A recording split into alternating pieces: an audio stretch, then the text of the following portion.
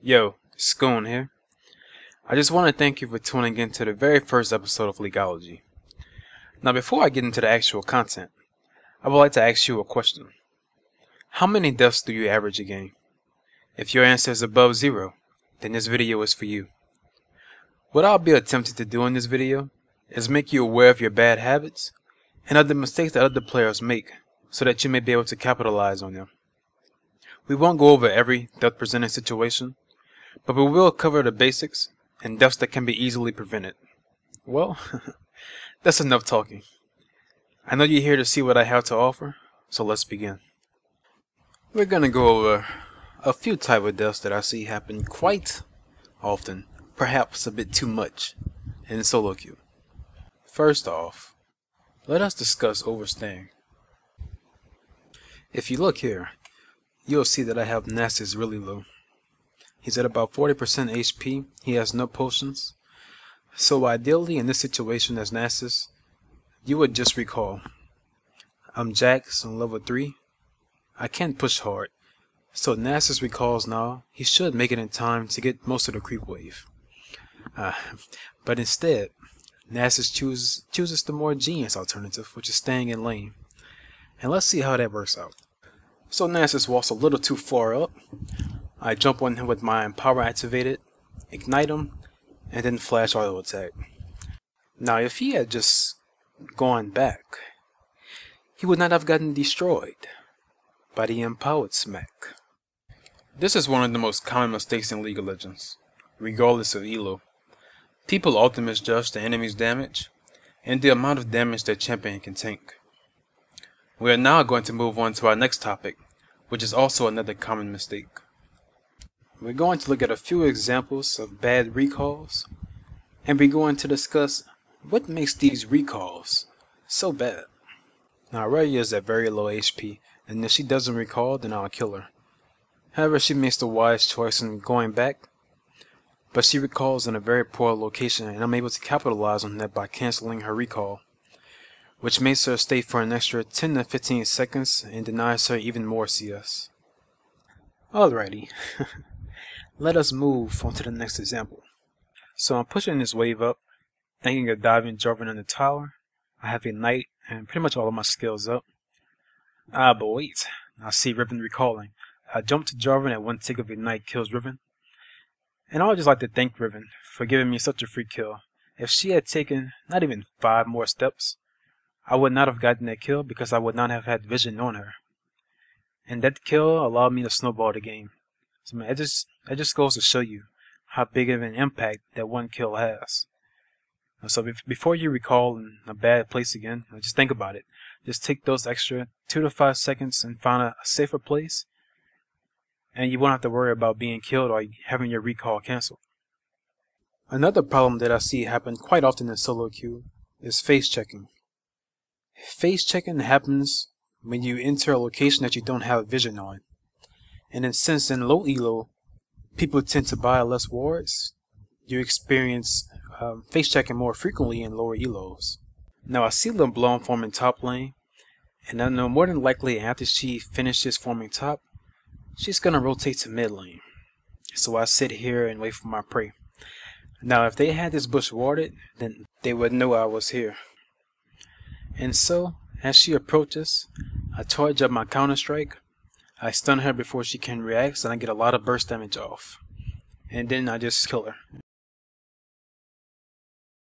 And as you can see, LeBlanc really is a magician. She appeared and disappeared in a time span of 3 seconds. That's some magic right there. And though I talk about this happening in solo queue, it's not only limited to solo queue. No, professional players are also guilty of making these mistakes, as you're about to see.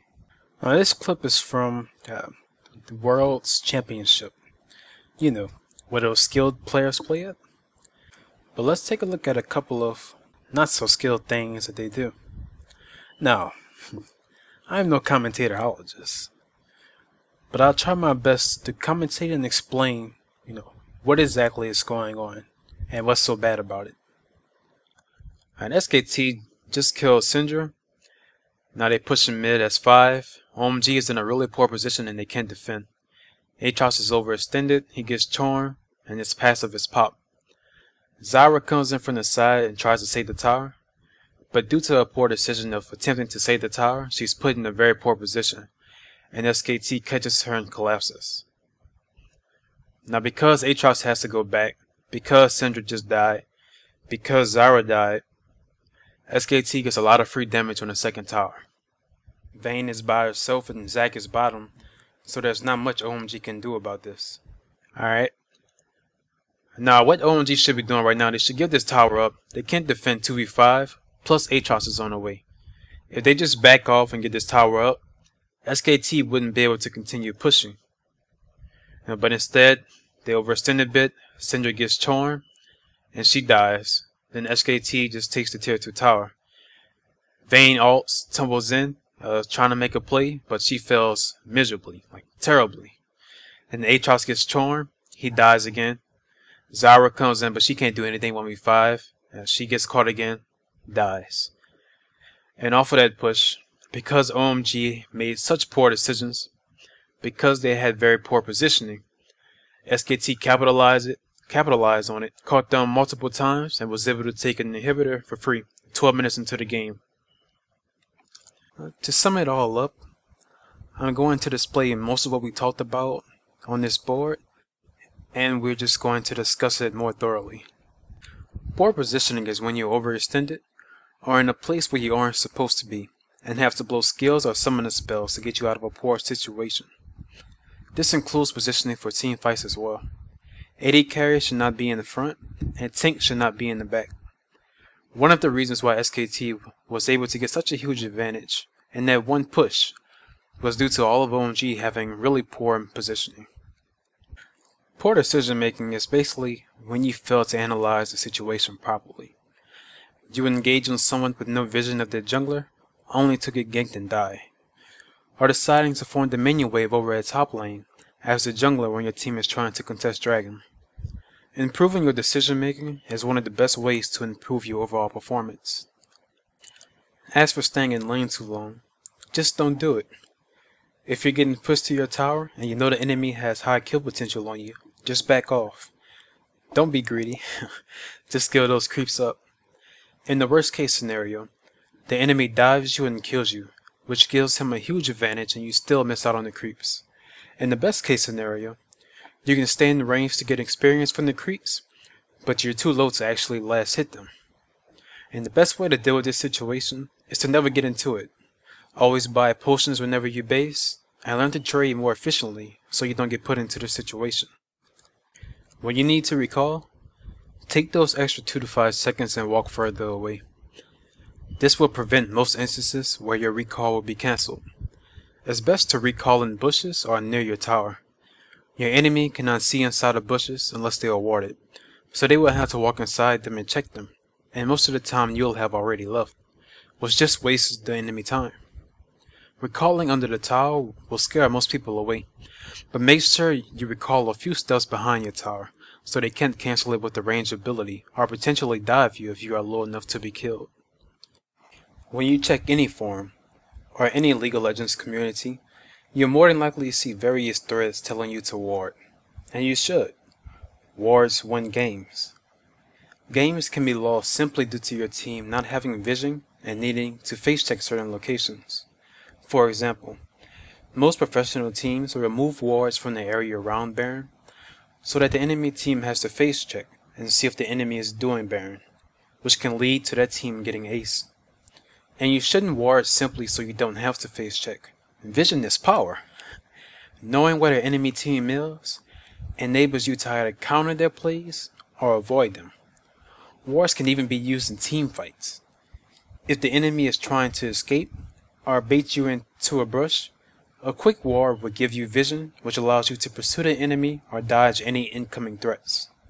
Also, a common mistake people make is thinking only the support should ward, which is entirely incorrect. During the laning phase, everyone should buy at least one ward each time they go back. Even after the 20-minute mark, it's always good to have 1 or 2 side wards, and if you have enough inventory space, a vision ward won't hurt if you can afford it. If you listen to the advice in this video, and focus on not doing these 5 things, you will die a lot less, which will help mold you into a better player. Also, you will learn to check for these mistakes, and you will be able to capitalize on them when the enemy makes them, by camping bushes, checking for bad recalls, etc. Dying is a lot worse than people think. Not only does it put your enemy ahead, it also puts you behind, which is technically the same thing, I guess. But what I want you to take from this is that the enemy is able to snowball the game whenever you die. For example, the SKT vs OMG video. OMG was even with SKT in gold at 14.7k before SKT's push, but after, they were 5k gold behind and lost an inhibitor. Well, if you've made it this far, I would once again like to say thanks. When I set out to make this video, I had 2 goals in mind. My main goal was to inform, but I also wanted to provide some entertainment as well. And if I failed to do that, feel free to comment below or PM me and tell me why you feel that way. And if you liked the video, hit the like button, feel free to subscribe. This is my first video, but I'm sure to pump out more. Well, I hope you guys enjoyed the video. Thanks for watching. Goon signing out. Peace.